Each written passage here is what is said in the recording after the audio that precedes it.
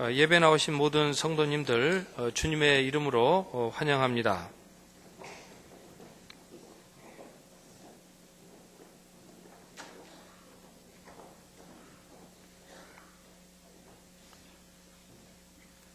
지난주 설교 말씀은 하나님의 말씀대로 역사가 진행 중이니 오직 믿음으로 살아야 된다는 말씀이었습니다. 오늘 설교 말씀은 그 믿음의 내용이 하나님의 말씀, 성경을 믿는 믿음이 되어야 한다는 그런 말씀입니다. 3절에 성경이 무엇을 말하느냐라고 그렇게 기록하고 있고, 또 18절에 말씀대로라는 그런 또 구절이 있습니다. 우리 찬성 소식지에 보면은 우리 집사님 한 분이 글을 쓰셨는데 설교에 아주 적절한 그 내용이라 소개해드립니다. 자기가 선택한 의사의 말을 이 믿는 환자가 면역력이 강화됐다는 그런 연구조사를 인용해서 환자가 그 의사의 말을 잘 들을 때 오히려 잘 몸이 건강해지는 그런 효과를 기대할 수 있다는 그런 그 내용입니다.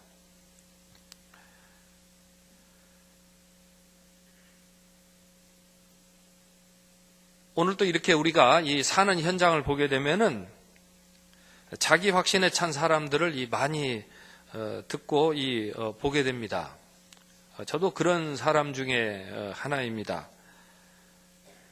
그런데 우리 김연아 선수 그 은메달 사건을 놓고 보아서도 알다시피 이 사람이 이 주장을 하면은 그 말이 맞는 것 같고, 저 사람이 저 주장을 하면 또 그게 맞는 것 같습니다. 우리가 보기에는 김연아 선수가 분명히 더 잘한 게 사실인데, 또 어떤 사람이 7번 뛰어야 되는데 한 번 덜 뛰었다, 또 그렇게 말하면은 또 그렇게도 볼 수 있네, 막 그러기도 하고, 하여튼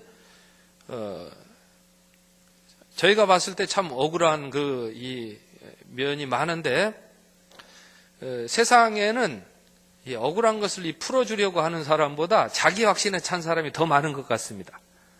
한번 어떤 일이 결정되고 나면은 아마 끝까지 우기고 그렇게 되는 현상을 많이 보게 됩니다.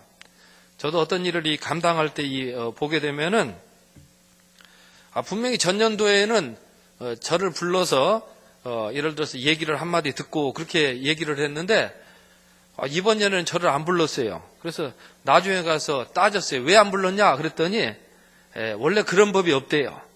또 그런 법인 줄 알고 또 다른 사람한테 물어봤더니 또 다른 사람은 전년도에 또 불렀대요. 그러니 이게 어느 말을 듣고 살아야 될지 사람이 참 그 혼돈을 가지게 될 때가 참 많습니다. 그런데 오늘 이 본문 말씀은 사람이 자기 행위를 믿으면서 살 때에는 자기 행위에 따라서 이 심판을 받게 됐고, 사람이 하나님께서 용서하신다고 이 말씀하신 것을 믿고 살 때에는 그 믿음대로 하나님께 의롭다 여기심을 받는다는 그런 말씀입니다. 사람이 판단하는 것은 정확하지 않습니다.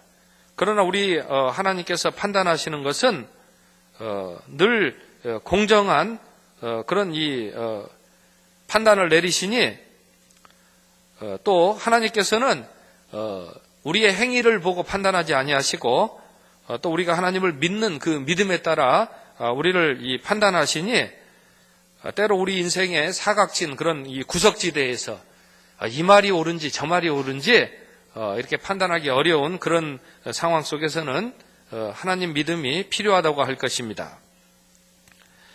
남을 판단하는 일이 생각보다 아주 어려운 일입니다. 제가 보기에는 그 사람이 꼭 잘못한 것 같아서 따지면 그 사람이 한마디 하죠. 내가 이런 생각을 가지고 이렇게 했습니다. 그러면 난감해지는 때가 참 많이 있습니다.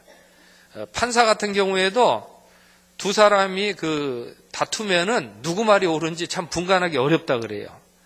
자기가 직접 본 것도 아니고 그냥 들은 증거들을 가지고 판단하는 일, 하나님이 아시고 그 당사자들이 아는 영역을 판단해야 되니까 참 신중을 기할 수밖에 없다라고 그렇게 이야기를 합니다.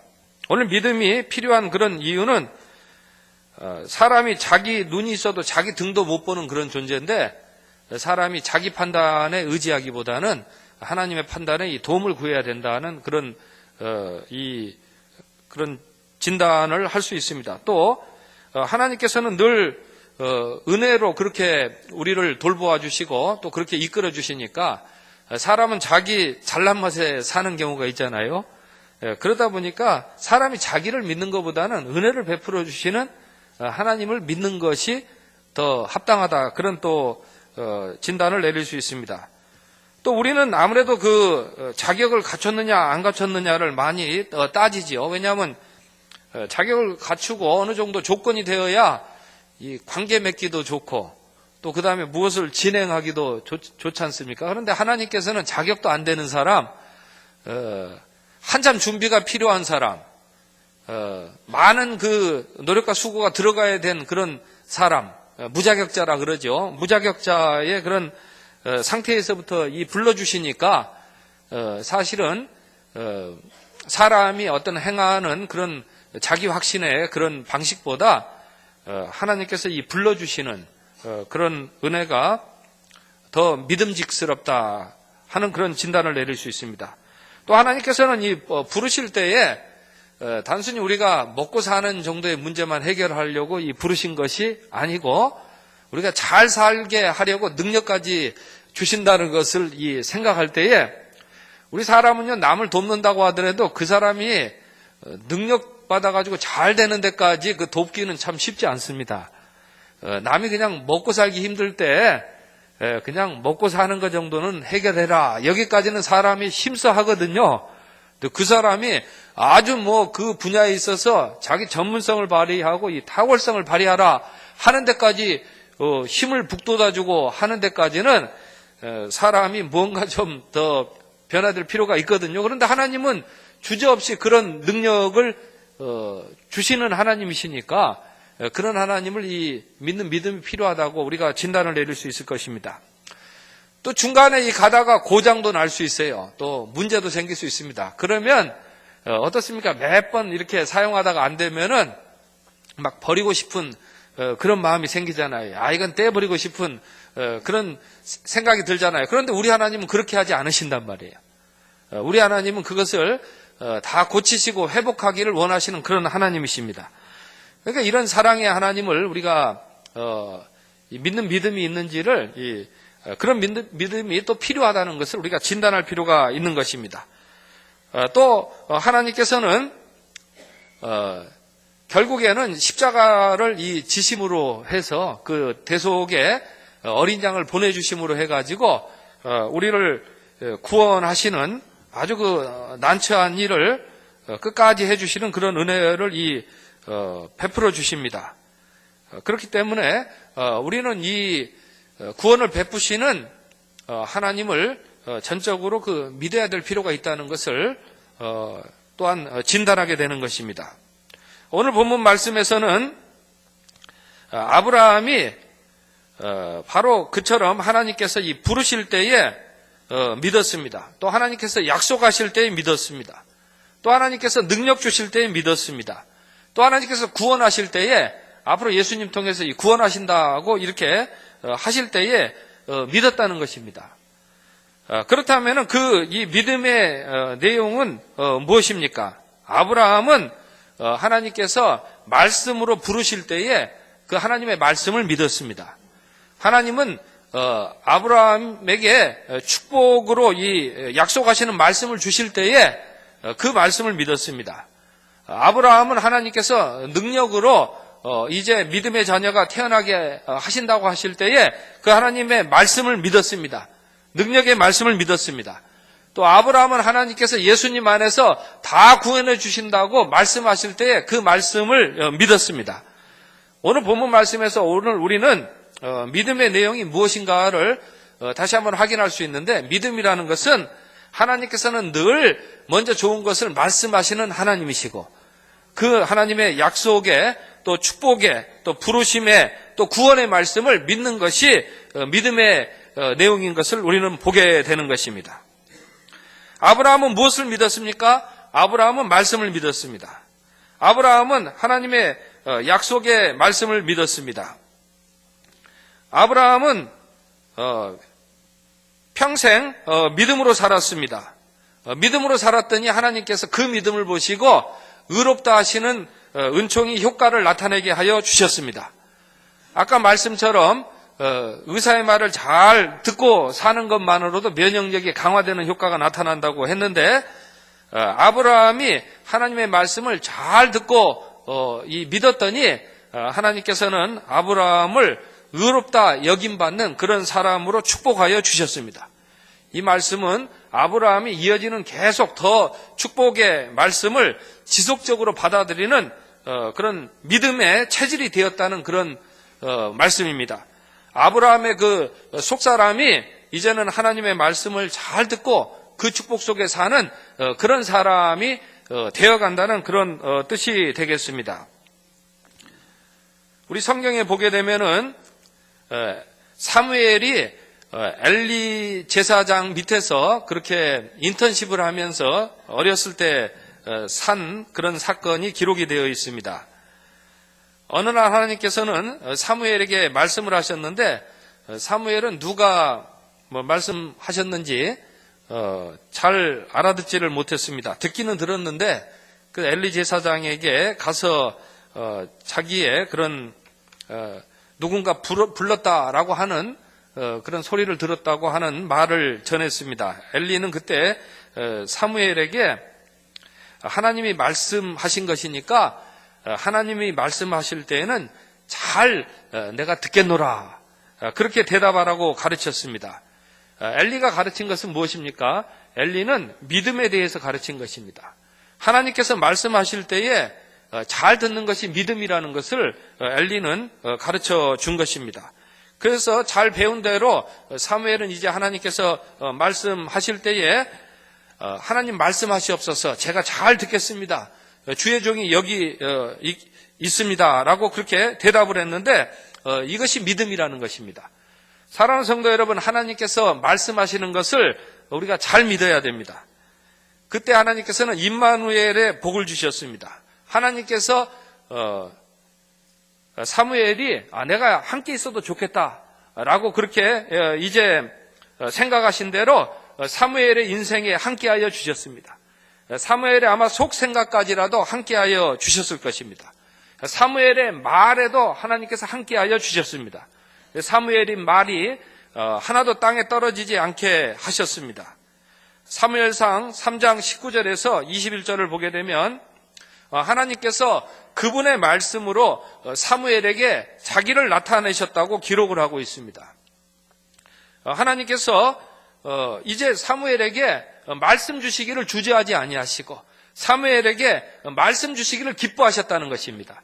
그것은 왜 그렇게 하신 것입니까? 사무엘에게 하나님의 말씀을 잘 받아들이는 믿음의 체질이 되었다는 그 근거 때문에 하나님께서는 이제 그 믿음을 의로운 것으로 여기시고 사무엘에게 은혜의 말씀을 이제 공급해 주기로 그렇게 작정하시고 그분의 말씀으로 사무엘에게 자기를 나타내셨는데, 오늘 우리에게도 똑같은 은혜를 베풀어 주시는 줄로 믿습니다. 그래서 사무엘은 하나님과 소통하는 그런 축복으로 살게 되어서 선지자의 역할을 잘 감당하게 되었습니다. 늘 하나님의 말씀을 구하고 공평하게 그렇게 일을 처리할 수 있게 되었습니다. 사람들이 자기의 소견대로 살던 때에 하나님의 말씀대로 살아라 라고 하면서 화목을 읽을 수 있었다는 것입니다. 그러나 동시대에 살았던 인물 중에 사울이라는 인물이 있습니다. 하나님께서는 사울을 부르셨습니다. 말씀으로 부르셨습니다. 그래서 사울이 그 부르심에 따라 왕이 되었습니다. 그러나 사울은 왕이 되고 나서는 내가 왕이라고 생각을 합니다. 내가 왕이니까 내가 판단한다라고 그렇게 태도를 가졌습니다. 내가 왕이니까 나는 하나님의 말씀을 굳이 들어야 될 필요가 없다라고 그렇게 자기 체험을 앞세웠습니다. 하나님의 말씀을 믿지 않았던 것입니다. 하나님께서 아각을 그렇게 처형하라고 했는데 사울은 자기 체험을 앞세워서 하나님 말씀을 믿지 않았습니다. 그런 현장에서 사무엘은 어떻게 했습니까? 사무엘은 말씀하시는 하나님을 믿었습니다. 그리고 사무엘은 말씀대로 아각을 처형했습니다.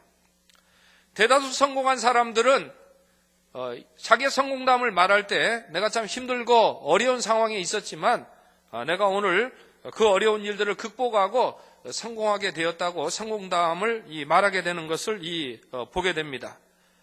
어려운 때에는 어떻게 우리가 살게 되는 것입니까? 어렵고 힘들 때에는 도움을 받아서 살게 되는 것입니다.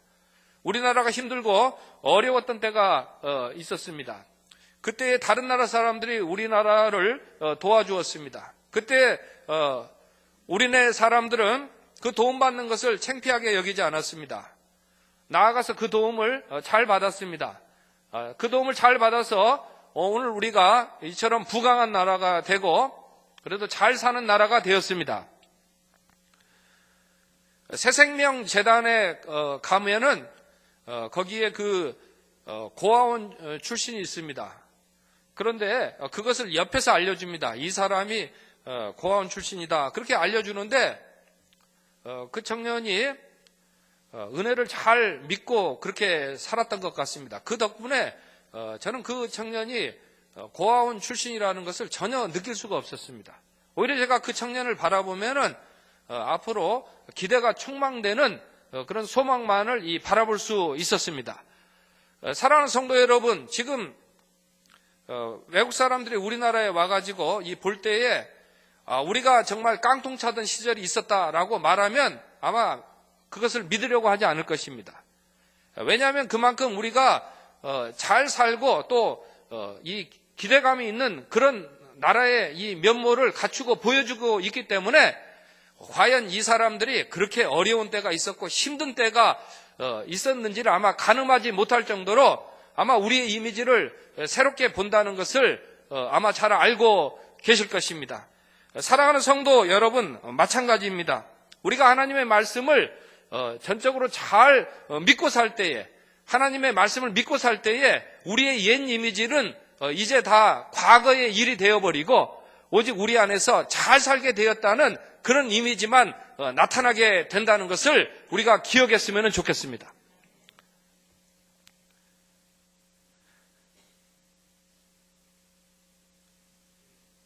아브라함은 하나님의 약속이 이루어지고 있음을 믿는 덕분에 그래서 그 믿음대로 생각하고 그 믿음대로 행동하게 됩니다.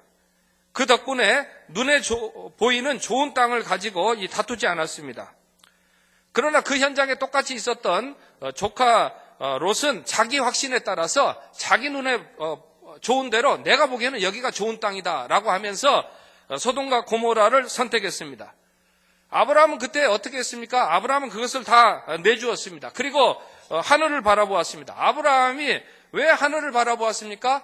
왜냐하면 아브라함은 지금까지 믿음이 무엇인지를 체득하고 살았던 사람입니다. 하나님께서는 이런 상황에서 꼭 말씀을 준비하시고 그 말씀을 들려주신다는 것을 아브라함은 체질적으로 알고 있었다는 것입니다. 오늘 하나님께서는 우리를 그런 믿음의 사람으로 불러주시고 또 그렇게 인도하여 주시는 것입니다. 하나님께서는 아무리 급하고 우리가 다 빼앗기는 것처럼 보이는 그런 상황 속에서도 하나님께서는 무책임하게 아무런 말씀도 들려주시지 아니하시는 잠자고 계시는 그런 분이 아니십니다. 하나님께서는 우리의 그런 상황을 미리 예견하시고 생명의 말씀, 구원의 말씀, 능력의 말씀, 부르심의 말씀을 오늘 또 준비하시고 우리에게 말씀하여 주시는 것입니다. 우리가 믿음이 있다면 그 말씀을 놓치지 않고 듣게 되는 것입니다. 아브라함이 모든 것을 빼앗긴 것 같은 그런 상황 속에 하늘을 바라보았는데 아니나 다를까 하나님께서는 그간 들려주셨던 언약의 말씀을 갱신하여서 말씀하여 주셨습니다. 아브라함아, 걱정하지 마라. 이 사방에 보이는 땅을 내가 주겠다고 한 그 말씀을 내가 오늘 업데이트해서 다시 말하니까 그것을 반드시 이루어주겠노라 할 때 아브라함의 믿음이 더욱 새로워질 수 있었습니다. 그것을 믿었을 때에 하나님께서는 그를 의롭게 여기시고 의로움의 증거가 나타나게 하여 주셨다는 것입니다. 바로 이어진 그런 전쟁의 싸움에서도 전리품을 다 얻었지만 자기 것이라고 주장하지 않았습니다. 다 던지고 나니까 아브라함이 또 하늘을 쳐다보니까 하나님은 그때에도 더욱 앞서는 그런 이 축복의 말씀을 하늘의 별처럼 그렇게 축복하여 주시겠다라고 말씀하여 주셨을 때 아브라함이 이를 믿었을 때에 의로 여기셨다고 사도 바울이 오늘 본문 말씀에서 인용하고 있는 것입니다. 이렇게 하나님의 말씀을 믿고 그런 믿음의 체질이 되어가게 될 때에 나중에 이제 태에서부터 하나님의 독생자가 와가지고 우리의 영혼까지 살리고 우리를 영생으로 인도하게 하신다는 그 예수 그리스도의 그 복음을 믿는 믿음까지, 그 말씀을 믿는 믿음까지 아브라함의 믿음이 넓어지고 더 깊어졌다는 사실을 오늘 우리가 볼 수 있어야 하겠습니다.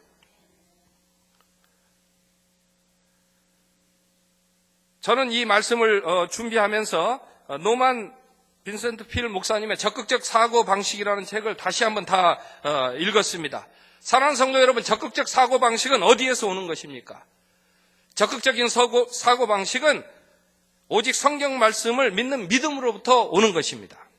그래서 그 책에서도 보면은 사람이 어떤 믿음의 체험을 한 그런 내용들이 많이 써 있습니다. 그러나 간혹 그런 곳곳에 결국에 이런 일들은 예수 그리스도의 십자가의 이런 복음, 부활의 복음을, 그 말씀을 믿을 때에 이것을 바탕으로, 하나님의 말씀을 믿을 때에 이 믿음을 바탕으로부터 그런 적극적인 사고가 도출되는 것이 아니냐라는 그런 흔적들을 여러 곳에서 살필 수 있었습니다.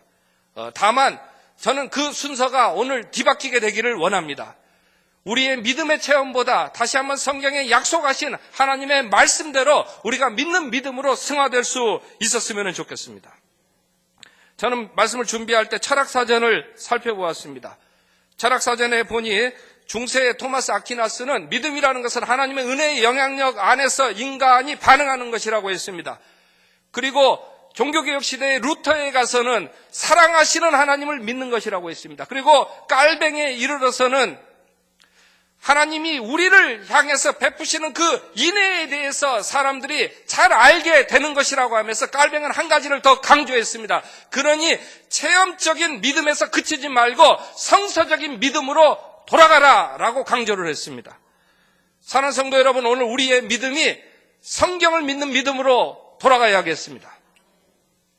이제 근대에 들어서서 파스칼과 같은 사람들은 믿음이라는 것은 믿기로 결정하는 것이라고 했습니다. 또 윌리엄 제임스 같은 사람은 믿고자 하는 의지라고 했습니다. 그리고 테넌트라는 사람은 과학적 가설이 확증될 때까지 신념을 믿음이라고 했습니다. 어떤 일이 일어난 것입니까?